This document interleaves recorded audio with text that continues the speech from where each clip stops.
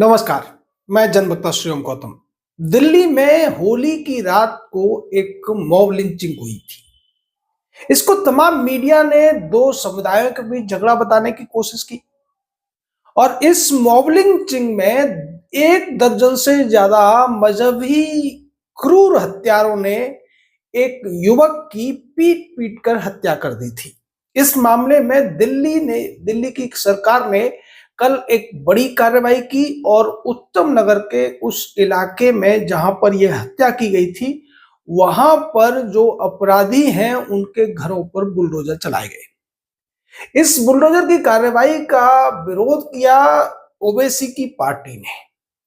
आपको याद होगा, ओवैसी वही व्यक्ति है जो चीख चीख कर बार बार मॉब लिंचिंग के तमाम उदाहरण गिनाने की कोशिश करता है, जिनमें से ज्यादातर उदाहरण तो आपसी झगड़े के होते हैं, लेकिन यहाँ तो साफ तौर पर मॉब लिंचिंग हुई है और इसमें एक दर्जन से ज्यादा मजहबी हत्यारे शामिल हैं।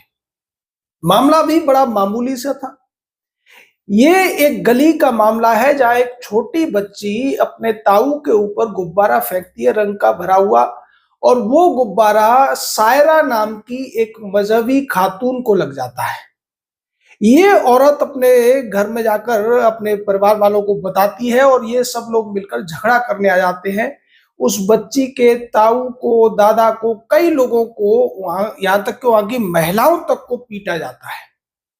और ये स्थिति तो तब है कि जब उस गली में ये मजहबी इस तरीके के उपद्रवी लोगों की संख्या मुश्किल से 20 से 30% करीब है। आप सोच कर देखिए कि जिन गलियों में या जिन मोहल्लों में इनकी संख्या 50% से ज्यादा होती है, वहां लोगों के साथ ये कैसा बर्ताव करते होंगे।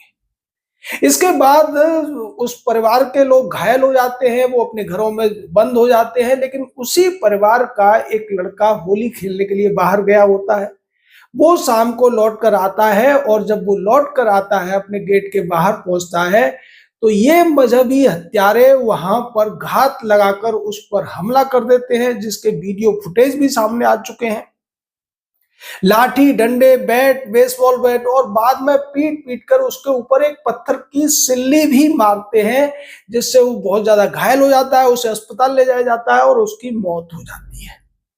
बाद में जब मीडिया में ये चीज कवर की जाती है, रिपोर्ट की जाती है, तो इसको मॉब लिंचिंग नहीं कहा जाता, बल्कि दो समुदायों के बीच या दो परिवारों के बीच झगड़ा बताने की कोशिश की जाती है और वही कुछ ओवैसी की पार्टी का दिल्ली अध्यक्ष भी कहने की कोशिश कर रहा है।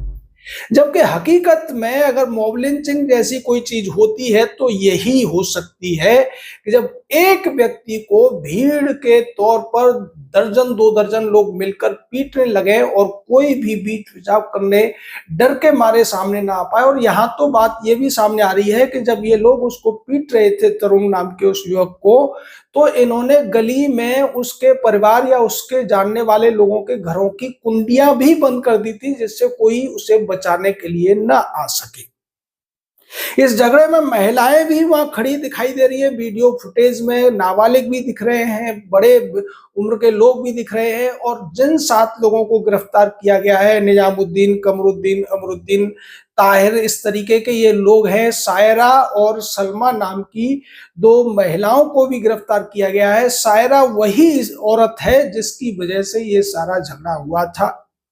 अब ये लोग जब मिक्स आबादी में रहते हैं, तो चाहे मुस्लिमों के त्योहार हो या हिंदुओं के त्योहार हो, एक दूसरे के त्योहार में इस तरीके की घटनाएं होना आम बात है कि अगर गुब्बारे फेंके जा रहे हैं, होली खेली जा रही है, तो उस मोहल्ले में रहने वाले मजहबी लोगों के ऊपर भी रंग गिर ही जाएगा। अगर उन्हें इतनी आपत्ति है तो फिर उन्हें ऐसी जगह नहीं रहना चाहिए, उन्हें अपनी अलग बस्तियां बसानी चाहिए, उन्हें दूसरे लोगों के साथ मिक्स होने की बातें नहीं करनी चाहिए। जैसे अगर मुहर्रम का कार्यक्रम है या ईद का है, तो जब आप ईद के समय पे या रोजों के समय पे वहां से निकलेंगे, तो आपको मांस पकने की बदबू ही आएगी। तो फिर इसमें हिंदू क्या झगड़ा कर सकते हैं? बिल्कुल नहीं कर सकते, क्योंकि अगर वहां मिलजुल कर रह रहे हैं तो फिर इन चीजों को बर्दाश्त करने की उनमें क्षमता होनी चाहिए। लेकिन यहाँ जिस तरीके से दूसरी बातें निकल कर आई कि इन लोगों ने गली के लोगों का जीना मुहाल कर रखा था, गली को भी कब्जा कर लिया था, नाले के ऊपर अपना घर का कब्जा करके बना लिया था, जिसके ऊपर बुलडोजर की कार्रवाई हुई और निजामुद्दीन नाम का जो अपराधी है उसके घर को तोड़ा गया। इसको लेकर तमाम संगठनों ने प्रदर्शन भी किए और बताया कि किस तरीके से ये लोग लोगों को परेशान कर रहे थे।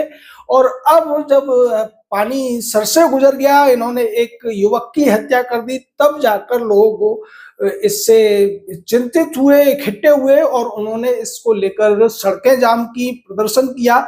जिसके बाद दिल्ली सरकार जागी और दिल्ली सरकार ने ये कड़ी कार्रवाई करते हुए बुलडोजर से इन लोगों के घरों को ध्वस्त किया है।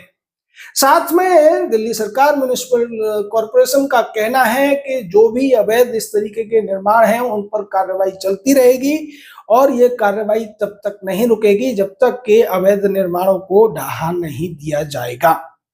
सवाल ये उठता है कि जो पार्टियां हैं, चाहे कांग्रेस पार्टी हो, आम आदमी पार्टी हो, इन लोगों की तरफ से इस घटना पर कुछ भी नहीं कहा गया है, जबकि वो दूसरी तरफ भारतीय जनता पार्टी और विश्व हिंदू परिषद पर आरोप लगा रहे हैं कि वो इस मुद्दे का सांप्रदायिकरण करने की कोशिश कर रहे हैं। अब इस पूरी घटना को कोई भी समझदार आदमी सुनेगा तो इसमें उसे और क्या दिखाई देगा।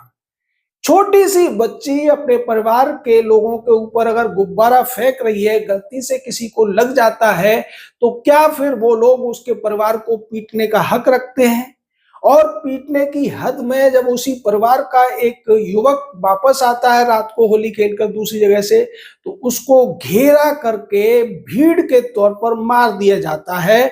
ये वास्तव में ये एक बड़ी घिनौनी मॉब लिंचिंग की घटना है, जिसको इसी दृष्टि से देखा जाना चाहिए।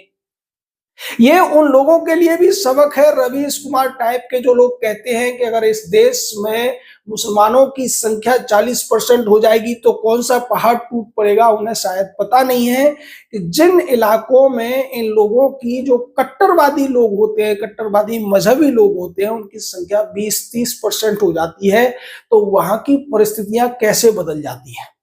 हमें याद है, हम मथुरा में जब रहा करते थे तो हमारे मथुरा के अंदर एक दो इलाके हैं जहां इनकी घनी बस्तियां हैं, और हम जब मथुरा से वृंदावन जाते थे उस समय लोग ज्यादातर पैदल ही जाया करते थे, क्योंकि उसमें बहुत अच्छा लगता था।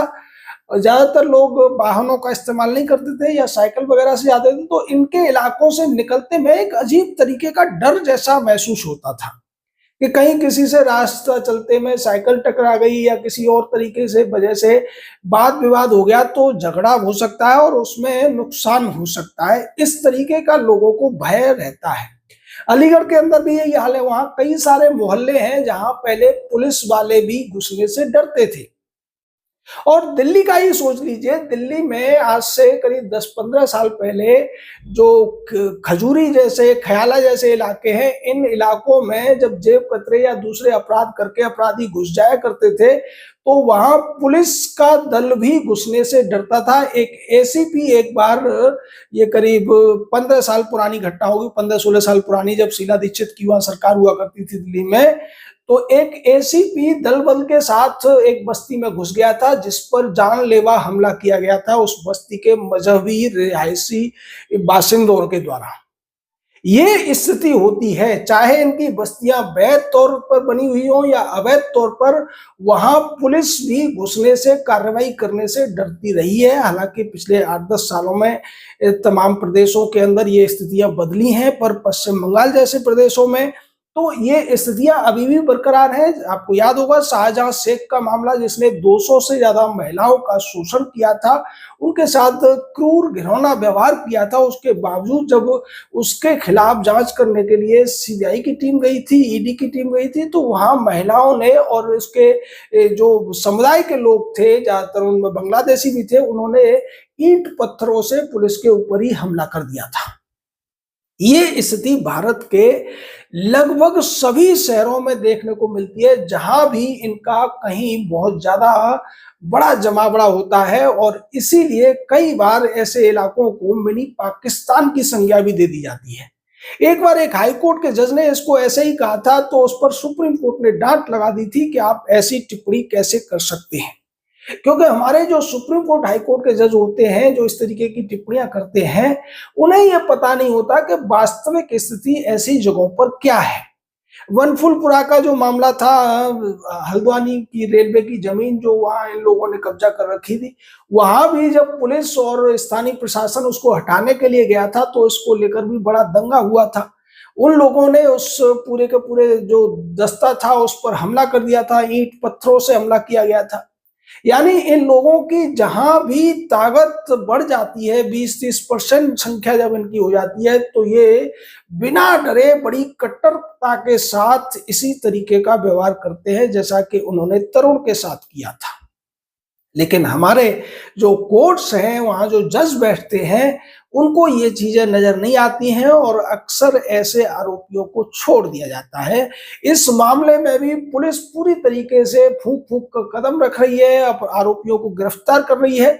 लेकिन इन आरोपियों को, जिन्होंने तरुण की हत्या की है, उसे पीट पीट कर मार डाला है, बेरहमी से उसको मार डाला है, उन लोगों के खिलाफ कोई वास्तविक तौर पर सजा हो पाएगी, ये आने वाले वक्त ही बताएगा। लेकिन उम्मीद कम है, क्योंकि हमारे जो कोर्ट होते हैं उन्हें अपराध बियॉन्ड रीजनेबल डाउट से उसको प्रूव होना चाहिए। और ऐसी स्थिति में वो प्रूफ कैसे होगा, क्योंकि पीटने वाले सब के सब एक ही मजहब के लोग थे। वहां गवाह कहां से आएगा? जो बाकी लोग थे वो घरों में बंद थे, डर के मारे वो आ नहीं रहे थे। तो ये सारी जो खामियां हैं, ये भी आगे चलकर ऐसे अपराधियों को बचाने का काम करती है और उनका हौसला बढ़ाने का काम करती है। इसलिए हम बार बार कहते हैं कि इस देश की जुडिशियल सिस्टम को बदलने की जरूरत है, जिससे इस तरीके के अपराध करने वालों को कड़ी से कड़ी सजा और जल्दी से जल्दी सजा दी जा सके। अगर इसी मामले में इन अपराधियों को 10-20 साल बाद अगर सजा मिलेगी तो उस सजा का कोई मीनिंग नहीं रह जाएगा, क्योंकि तरुण जिसका अगर जो छोटा छोटा परिवार उसका होगा, उसके भाई बहन माँ बाप, वो 20 साल तक कितना कष्ट भोगते रहेंगे। और ये जो अपराधी हैं ये जमानत लेकर घूमते रहेंगे। यही वजह है कि वहां स्थानीय लोग इन लोगों के एनकाउंटर की मांग करते हुए नजर आ रहे हैं। वो कह रहे हैं कि योगी वाला हमको तो फैसला चाहिए, इन अपराधियों का भी एनकाउंटर होना चाहिए। इस तरीके की बातें वहां हो रही हैं। हालांकि ये सारी चीजें न्याय के अनुसार होनी चाहिए, पर न्याय के अनुसार न्याय भी होना चाहिए। और ऐसे लोगों को बचाने का जो लोग प्रयास करते हैं, चाहे वो मेन स्ट्रीम मीडिया के लोग हों, जो इस क्लियर कट मॉब लिंचिंग की घटना को मॉब लिंचिंग नहीं मान रहे हैं, या फिर अरविंद केजरीवाल और कांग्रेस पार्टी जैसे दल हों जो इस पर चुप्पी साधे हुए बैठे हैं, उनसे भी लोगों को पूछना चाहिए कि इस तरीके की घटनाओं पर तुम्हारा क्या कहना है। क्या तुम अभी भी इसके समर्थन में खड़े हुए हो? और इसमें कोई बड़ा आश्चर्य की बात नहीं है कि इन अपराधियों को बचाने के लिए कोर्ट में आपको सिब्बल और सिंघवी जैसे वकील इनका बचाव करते हुए नजर आए, क्योंकि इन लोगों का कोई धर्म ईमान नहीं है और इन्हें अपराधियों का बचाव करना एक तरीके से ये अपना धर्म मानते हैं। आपका इस पूरी घटना पर क्या कहना, अपनी राय दीजिए, हमारे साथ जुड़े रहिए। जय हिंद, जय भारत।